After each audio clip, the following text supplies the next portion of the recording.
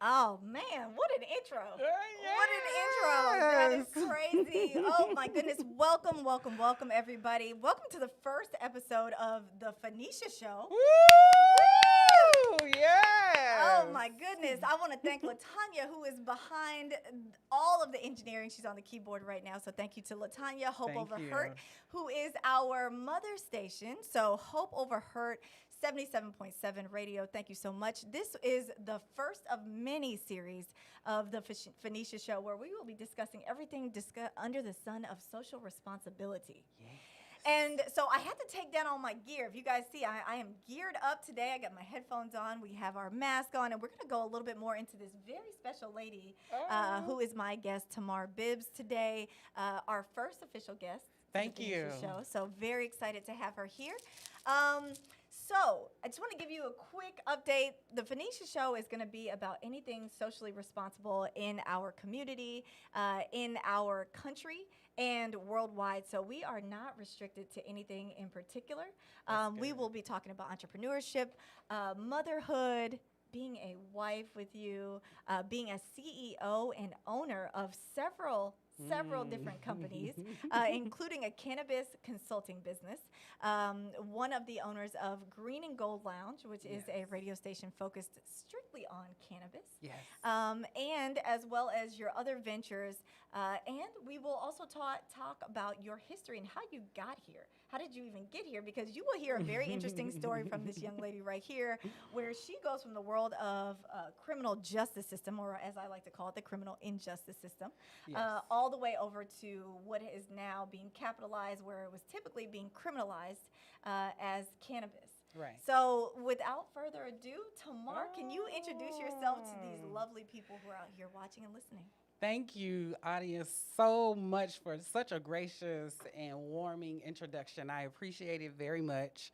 Um, our story is very interesting, Oh, yeah, but for of sure. course, our story is what is how we ended up here today because Adia fights for what I believe in, and so I decided to support her 100% through her campaign, and that's how we met. Okay, so we met on the campaign really quick. Just all right, how did tell the people how we met? I was running for district attorney in this small area called Houston, Texas, Okay. which is the third largest county in the United States. Third. Shout out to Hope Over Hurt, and we will talk about our sponsors as well. But Tamar, tell us how did you even get tied up in the campaign and what we were doing, because at that point we had started small and some way you got tied in and never let go from the beginning to the end. Yes, Porsche.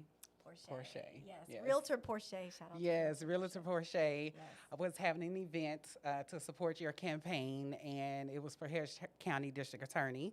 And being a former police officer, I know the importance of your position, and I was like, look, this is somebody that I can support, somebody who has an interest in the black community, and not just the black community, but minorities, the LGBTQ, the no offense, because I don't want to offend Yeah, anybody, no. but there's a lot of initiatives. But LGBTQI plus. right, Yes, and yes. so throughout the whole campaign, those were the things that kept coming up. And those were the things you kept addressing from human trafficking. And that's very important. Houston is one of the largest cities for that. And so throughout your whole campaign, everything that you talked about, I was like, oh yeah, right on. Right. Spot on. Right. And so I supported you. And I still do to this day. And that's why we're here. And thank you so much. So that brings us to today. So let's talk about one of the biggest platforms I did have was decriminalizing the possession of marijuana, period. Yes. Right, which ties directly into what you do. So before we get into talking about Green Life Consulting, so I want to really quickly thank you to our sponsors for today's shows. Our sponsorships are brought to you by TikTok Photography.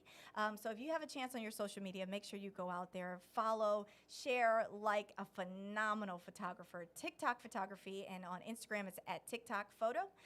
Also, Stush Catering, one of the best Caribbean jerk experience catering. She will deliver it to your house. She will deliver it to an office function. Amazing, on time, and the food is delicious. Wow. And also our last sponsor is no other than Green Life Consulting. So we will go straight into that.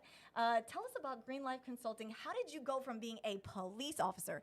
Now you guys listen to this very carefully. A police officer who used to arrest people, not saying you specifically, but you know, we've known that when we refer to cannabis, it's called cannabis now, Cannabis. and that's what it's been called before. But you know, marijuana, we have capitalized versus criminalized. When it was time to criminalize, of course, we knew it was marijuana. Right. When it's time to capitalize, we know it's terminalized as cannabis, right? And then we noticed the differences in race, right? And we will talk about that as well. But tell us, how did you get from being a police officer to now being an entrepreneur, CEO, mother, wife, extraordinaire, superwoman, running Green Life Consulting? What is it about, and how did you get there? Oh, wow. So my story is very interesting. Actually, this year will be 20 years that I have been in Houston, Texas. Awesome. Originally from Tulsa, Oklahoma, and when I moved here, I started working with the Harris County Medical Examiner's Office. So my career path has been very interesting because as soon as I left from working with the medical examiner's office, I started in law enforcement as a police officer. Worked with Houston ISD for 9 years, and that's where I seen a lot of problems that are in the school system when it comes to how our children are being handled, how they're being, the charges are being put against them, the things that are being done, and how it relates to other ethnicities. Our brown babies are experiencing the same thing. And I was going to ask you that. Oh, Now, when yeah. we say, and I don't want to interject, but one thing about this show, the Phoenicia Show, we want to be very brutally honest. Oh, yeah, I'm going to be honest. So we want people to that feel like they're almost like a fly in the wall. So, you know, we're always, I think a lot of times our culture, our world, society has taught us we can't say black and Hispanic or black and brown, or it's targeting communities of color. Right. So when you say our children, who are you specifically referring to? All of our babies in HISD. Okay, gotcha, I'm not gotcha. leaving anybody out Awesome. because I've seen it from all races. All children get abused. Okay, yes, yes. All children, some nights are not eating. Some children at night do not have a safe place to stay, and that does not have a barrier or a color or a specific price amount, because there's some very affluent families that are still in the same position.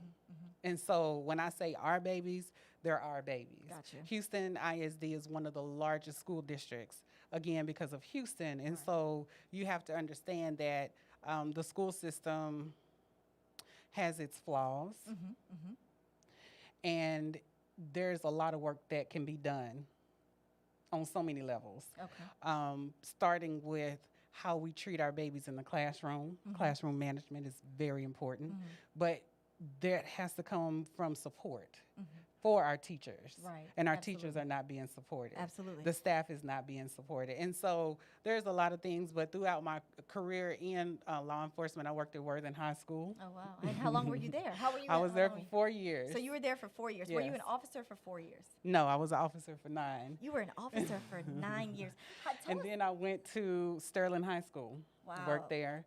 Okay. Worked with the all-girls school, and then I was tasked with starting the first juvenile intake center through HISD, and we were pretty much operating as HPD's juvenile system was also, bringing the babies in and Now, seeing the process. Sterling and Worthing, both predominantly African American Yes. schools. Mhm. So, you know, when we talk about that, you know, let's actually steer into how did you go from saying, hey, I'm a police officer right now, there is a certain culture.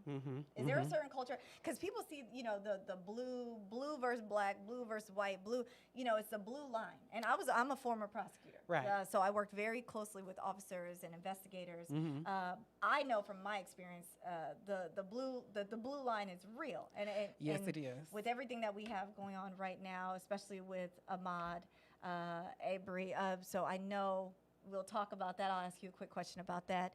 But with everything that's going on, is that a reality? And with that reality being had, how did you then decide, I'm going to go into cannabis consulting? Well, what we have to understand is that schools are just like cities. Mm-hmm. Okay, and the culture and the atmosphere is a true representation of what goes on in that neighborhood. Okay. And if you want to know what's going on in the neighborhood, you have to get out in the neighborhood. Okay. So one of the things that I focused on was community policing. I didn't just get in my desk and sit there. I got out in the community and I addressed needs. Awesome.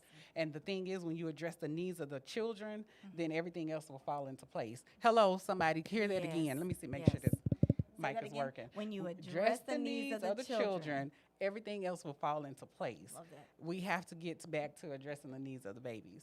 From there, I left and went to CPS, worked with them for 2 years, and again, it's the same thing. Our families are still broken. Our families are still experiencing domestic violence. They're still experiencing lack of employment. They're still experiencing no food in the refrigerator. And so you still have to understand that it all comes back to that. But what started my venture into cannabis was I got sick. Okay. Oh, I did not know that. I got sick. This is my first time hearing. Yeah. Okay. I got sick, and it came down to medication Okay. versus medication. Health.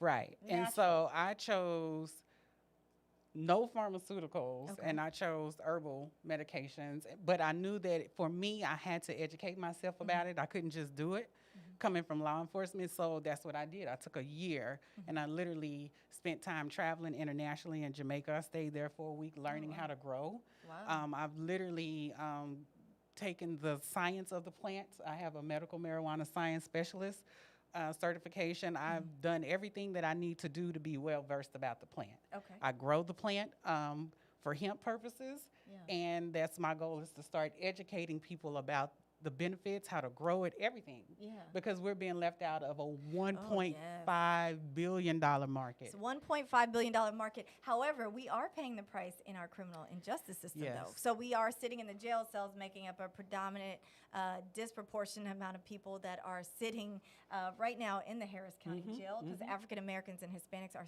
six times more likely to be arrested, charged, and convicted with possession of marijuana than white counterparts who use it at the exact same rates. Right. So let me ask you, before, when you were talking about that period of time when you got sick, not to go too far into your own business, but, you know, was it something where you were facing life or death, or was it something where it was just a regular illness where you were like, hey, this is like a regular cold, I need something better? No, it was life or death. That was life or death. I was still in law enforcement at the Wow. time. I was literally off work for 6 months. Really?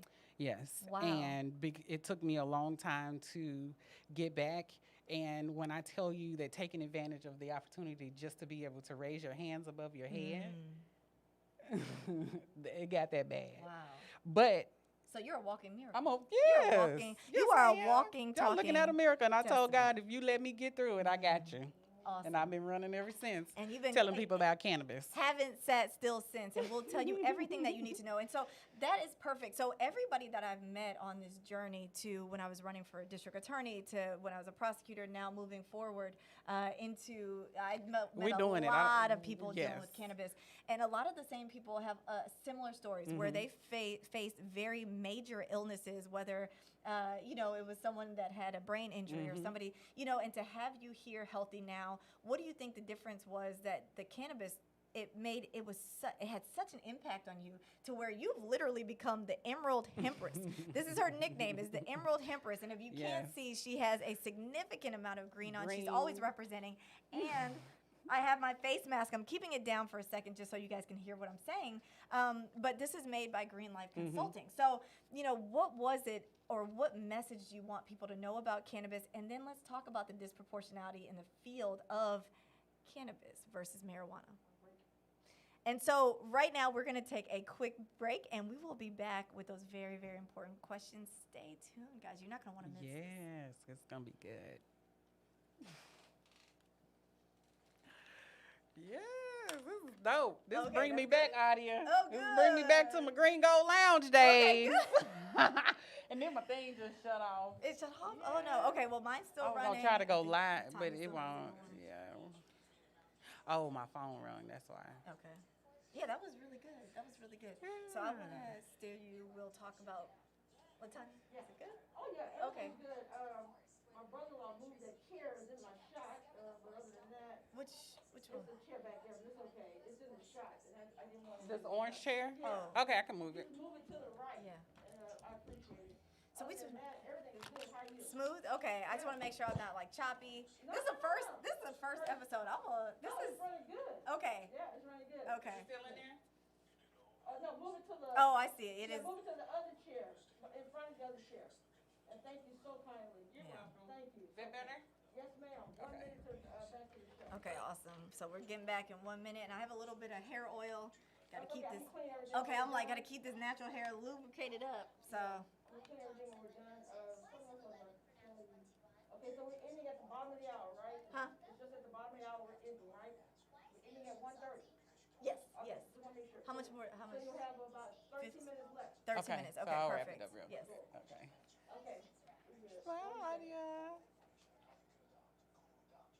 We smiling like you can see it. Okay. So you see right here, remaining time before it starts, that's remaining time, so you have 28 seconds before we go back into the show.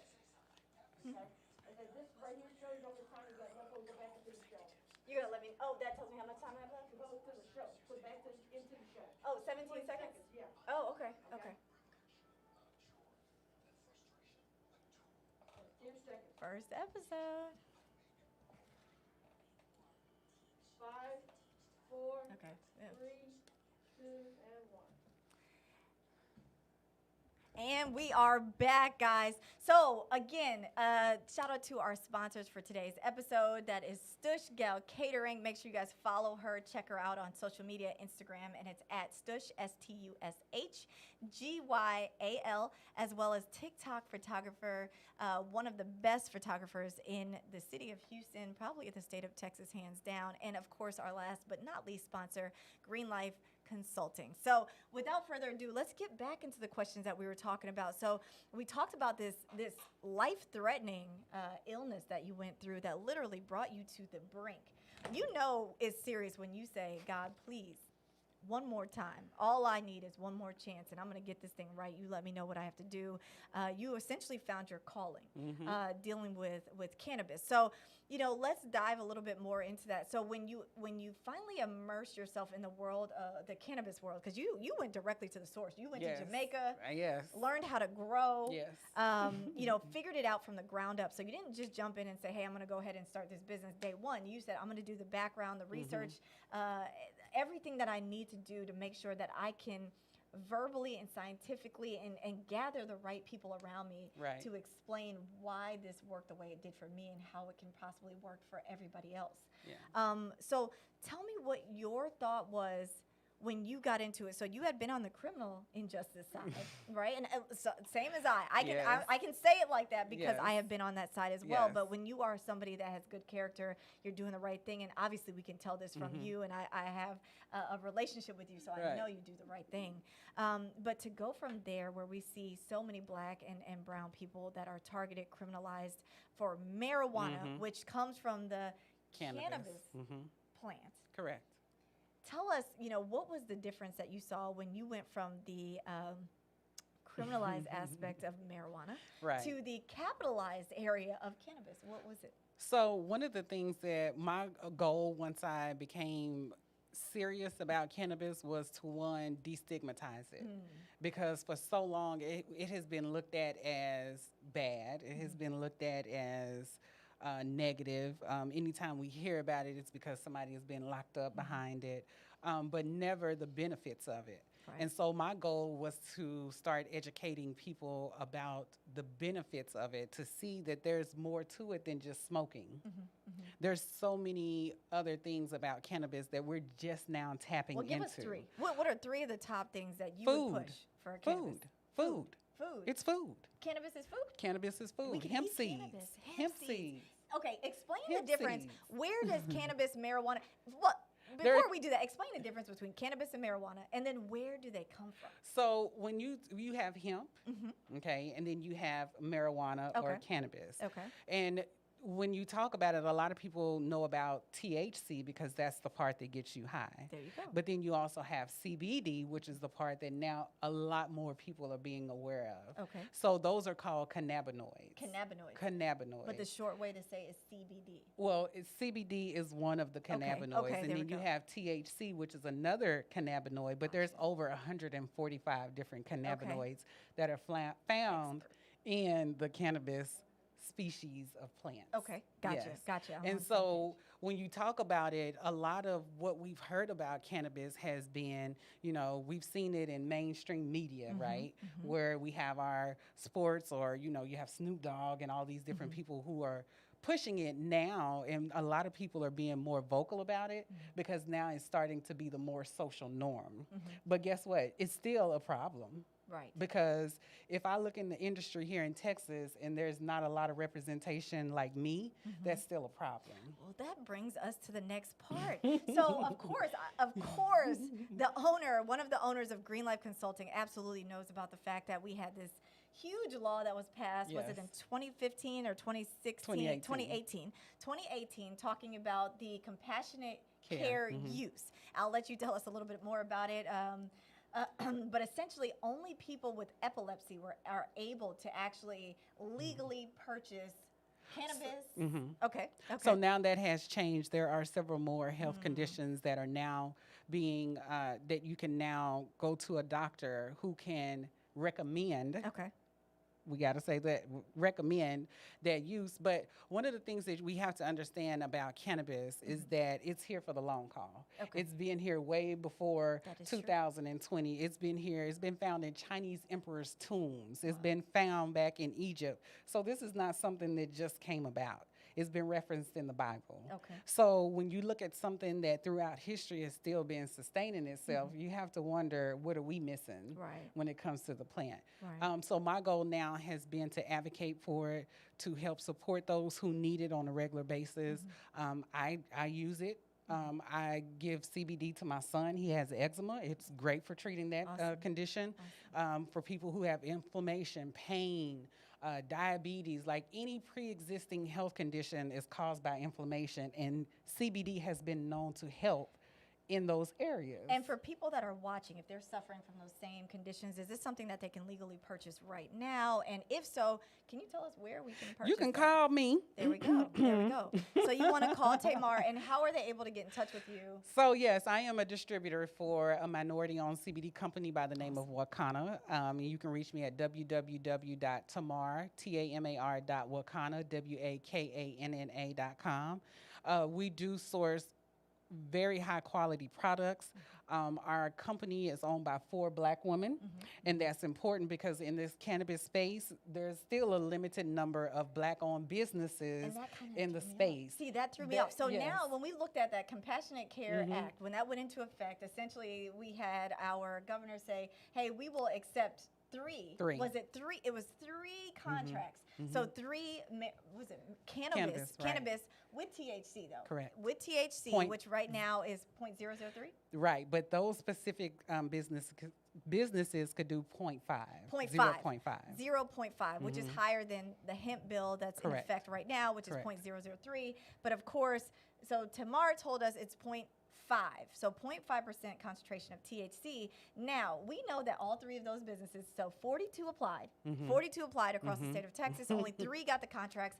All 3 of them, can you tell us, are they minority owned? Are they No, Caucasian they're not. owned? They're not minority owned. Not and one of them. they're Wait, not one of them? No, Not one. and not representative of the state of Texas. Okay, so out of all of the contracts that they could have selected, they have selected 3 white-owned businesses who to represent selling right. THC cannabis. However, when we look at the minority population, the representation of individuals who are sitting in jail right now for possessing marijuana or being involved in some type of sale, we know disproportionately we make up over 60%. Well, yeah, and that's part of my goal is to now start letting people know that there's more opportunities when it comes to this industry.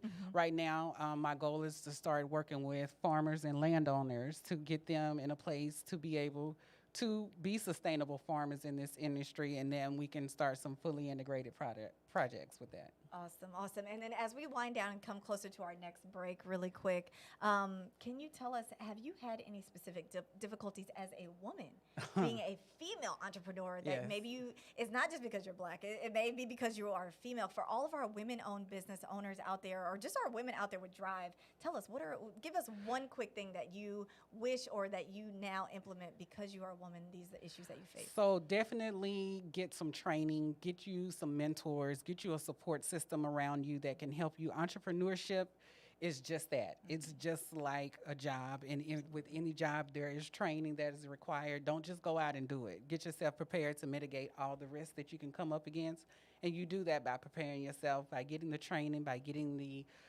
support systems in place. And with that, we will be right back after. Nope, we will not. We will keep rolling. gonna keep- And so that's what you can laugh about this because we can look back on this first episode and say, remember when Audia tried to cut to break? And it wasn't time to and go it to wasn't break. time to go to break.